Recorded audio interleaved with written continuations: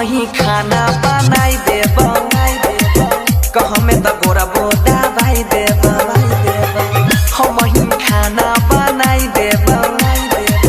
कहमे त गोरा बोदा भाई देब हमरा गई गोरी दुल्हा बना गई दुल्हा बना हमरा गई गोरी दुल्हा बना गई दुल्हा बना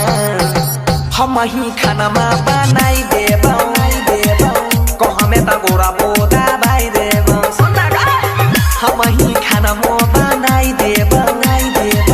कहमे त गोरा बोदा भाई देब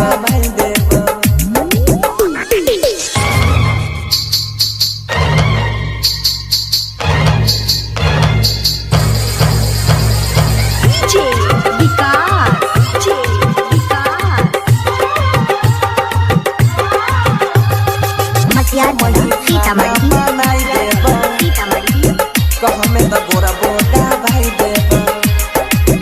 कहमे त गोरा बोदा भाई देब हमरा सन कनै मिलतौ गे दुल्हा दिबिया बार के गोरी खोई जाले दिबिया बार के गोरी खोई जाले हमे हमरा जैसन तोरा मिलतौ ना दुल्हा दिबिया बार के गोरी खोई जाले कपड़ा लत्ता सब धोई देब रतिया में गई से जो सजैब आबे ना हमारो जियारा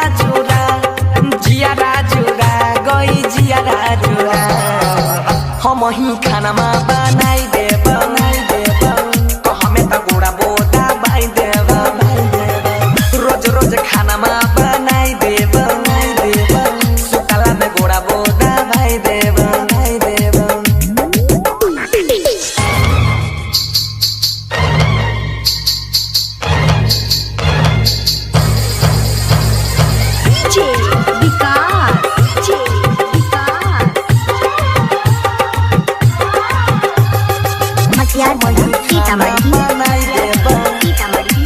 कहमे त गोरा बोदा भाई देब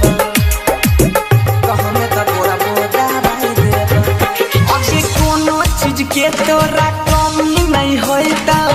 बापू हमर अमीर गे